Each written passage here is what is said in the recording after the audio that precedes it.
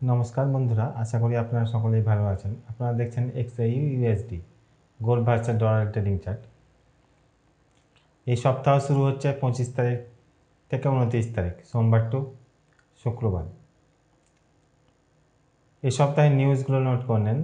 নিউজগুলো বৃহস্পতিবার আর শুক্রবার ইম্পর্টেন্ট নিউজ আছে, অর্থাৎ সোম, মঙ্গল, বুধ তেমন ইম্পর্টেন্ট নিউজ নেই। মিডিয়াম ইম্প্যাক্ট নিউজ আছে। ইম্পর্টেন্ট নিউজ আছে বৃহস্পতিবার আর শুক্রবার।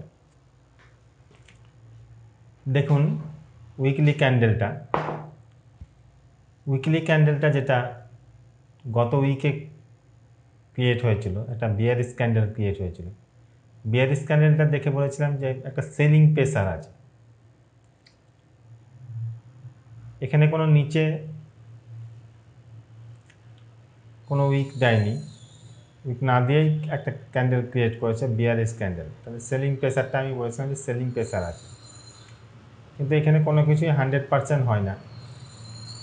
এখন এই উইকে যে ক্যান্ডেলটা ক্রিয়েট হয়েছে একটা বুলিশ ক্যান্ডেল ক্রিয়েট হয়েছে।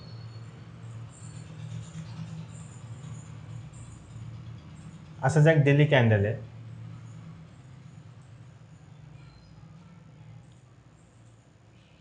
ডেলি ক্যান্ডেলে দেখুন একটা বুলিশ ক্যান্ডেল ক্রিয়েট হয়েছে। আমি বলেছিলাম আমরা সেল তখনই দেখব যতক্ষণ না এই লেভেলটা নিচের ক্যান্ডেল ক্লোজ করবে। ডেলি ক্যান্ডেল যখন এই লেভেলটা নিচে ক্যান্ডেল ক্লোজ করবে, রিটেস্টে আমরা সেল দেখব। আর স্ট্রাকচারাল বেসিসে তখনই সেলে কনভার্ট হবে। তাছাড়া স্ট্রাকচারাল বেসিসে আমরা বাইরেই ছিলাম। এই লেভেলটা যখন নিচে ক্যান্ডেল ক্লোজ করবে তখন স্ট্রাকচারাল বেসিসে আমরা ডেলিতে সেলে শিফট হতাম। আর স্ট্রাকচার যেটা বাইং স্ট্রাকচার ছিল সেই স্ট্রাকচারটাও ভেঙে যেত।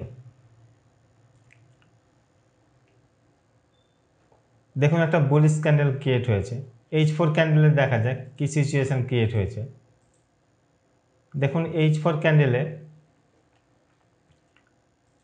আমি বলেছিলাম যে এই লেভেলটার নিচে যখন ক্যান্ডেল ক্লোজ করবে, H4 ক্যান্ডেলে 3270 এর নিচে ক্যান্ডেল ক্লোজ করবে, তখন আমরা H4 এর স্ট্রাকচার বেসে সেলে শিফট হতো। আর একটা দেখুন এখানে একটা সেলিং ট্রেন্ড আসছিল। এই যে একটা হাই, এই দেখুন একটা লো, এই একটা লো, এই একটা লো, আবার হাই, আবার লো, আবার হাই, এই লো, এই হাই,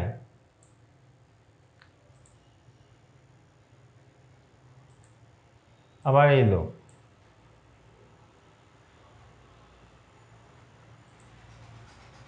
দেখুন এই যে হাইটা আছে, এই হাইটা থেকে কিন্তু ব্রেক করেছিল। তখন আমি বলেছিলাম যে একটা সেলিং স্ট্রাকচার আসছে এদিক থেকে, অপর দিক থেকে যে একটা সেলিং স্ট্রাকচার ক্রিয়েট হয়েছিল সেটা কিন্তু এখানে উপরে ক্যান্ডেল ক্লোজ করার ফলে সেলিং স্ট্রাকচারটা কিন্তু ভেঙে গেছিল। এখন যে সেলিং স্ট্রাকচারটা ক্যান্ডেল ক্রিয়েট হয়েছিল সেটা ভেঙে গেছে এখন পুরোপুরি। এখন উপরেই ক্যান্ডেল ক্লোজ করেছে। এইখানটাতে যেখানে একটা দেখা যাচ্ছে এই জায়গাটায় দেখুন, এই যে একটা লেভেল আছে, এই লেভেলটার উপরে দেখুন ক্যান্ডেল ক্লোজ করেছিল এই হাইটা, আবার রিটেস্ট করেছে, আবার উপর দিকে বেড়েছে। এখন রিটেস্টে আমরা বাই দেখতে থাকবো। রিটেস্টে বাই দেখতে থাকবো কতক্ষণ? যতক্ষণ না এই 3270-এর নিচে ক্যান্ডেল ক্লোজ করবে। 3270-এর নিচে যখন ক্যান্ডেল ক্লোজ করবে আমরা স্ট্রাকচারে বেসে তখন সেলে কনভার্ট হবে H4-এ। আর রিটেস্টে আমরা বাই দেখতে থাকবো। H1-এ কি দেখা যায় কি সিচুয়েশন ক্রিয়েট হয়েছে। H1 ক্যান্ডেলে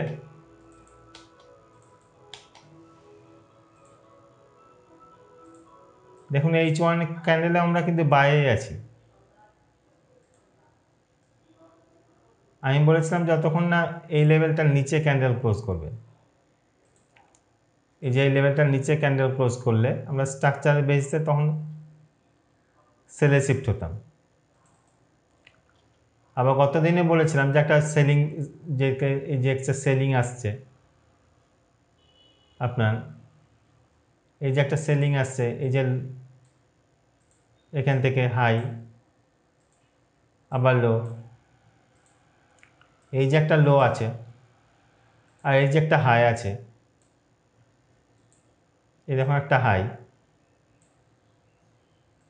এই হাইটাকে কিন্তু এই দেখুন এইটা ব্রেক করেছে, ব্রেক করেছিল গতদিন আমি বলেছিলাম এই যে হাইটাকে ব্রেক করেছে, তাহলে স্ট্রাকচার বেসে স্ট্রাকচার যেটা ছিল সেলিং স্ট্রাকচার সেটাকে কিন্তু ভেঙে দিয়েছে। এখন রিটেস্টে আমরা বাই দেখতে থাকবো, রিটেস্টে বাই দেখতে থাকবো। আর আমি জোনগুলো দিয়ে দিচ্ছি, এই জোনের থেকে ট্রেড করবেন, জোনের বাইরে ট্রেড করবেন না, জোনের থেকে স্টপ লস লাগিয়ে ট্রেড করবেন। স্টপ লস লাগাবেন, গত কদিন একটা বাইং প্রেসার ছিল, দেখুন এইখানে যতগুলো জোন ছিল জোনগুলোকে কিন্তু প্রত্যেকটা জোনকে ভেঙে দিয়েছে, ভেঙে দিয়ে এইখানে একটা জোন দিয়েছিলাম আমি 77 টু 79, 2 পিপসের জোন, 2 পিপসের জোনে এখানে রিজেকশন দিয়ে আবার দেখুন নিচে নেমেছে। এখানে যতগুলো জোন ছিল জোনগুলোকে কিন্তু সবগুলোকেই ভেঙেছে গত দিন। এইখানে একটা নতুন জোন ক্রিয়েট হয়েছিল এই যে এই জায়গাটায় আপনারা দেখতে পাচ্ছেন, দেখিয়ে দিচ্ছি তেমন, এই যে এই জায়গাটা একটা নতুন H1 এর জোন ক্রিয়েট হয়েছিল, H1 এর জোন ক্রিয়েট হয়েছিল ঠিক এখানটাতে, এখানটাতে একটা H1 এর জোন ক্রিয়েট হয়েছিল এই যে এইখানটাতে,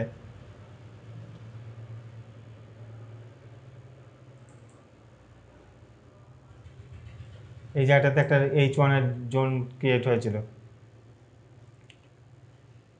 এই জোনটাকেও ভেঙেছে, উপরের জোনগুলোকেও ভেঙেছে। এই জোনটা এইখানে আমি কতদিন সেলিং নেওয়ার চেষ্টা করেছিলাম, স্টপ লস দেওয়ার, স্টপ লস সঙ্গে সঙ্গে 2 পিপস আমরা স্টপ লস হান্টিংও করেছে এইখানটায়।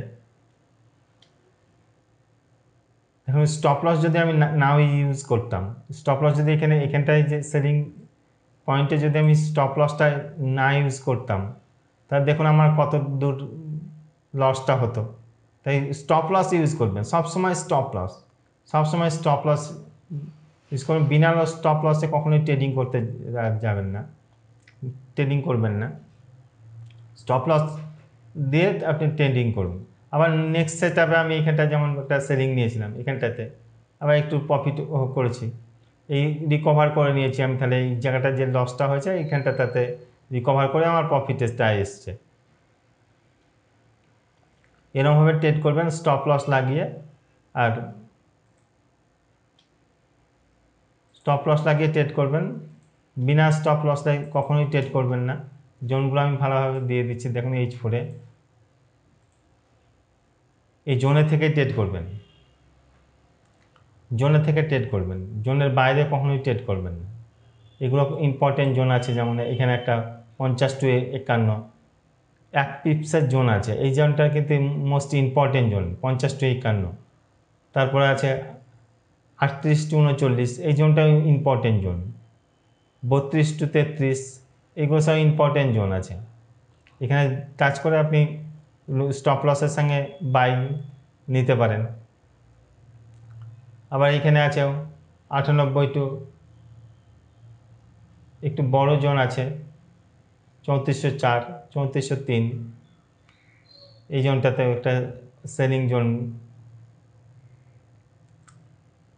এই জোনটাতে অনেকটা একটু বড় জোন আছে, 2 পিপস 1 পিপসের আমি সাধারণত জোন দেই। ধন্যবাদ। এই জোনে থেকে ট্রেড করবেন, জোনের বাইরে ট্রেড করবেন না।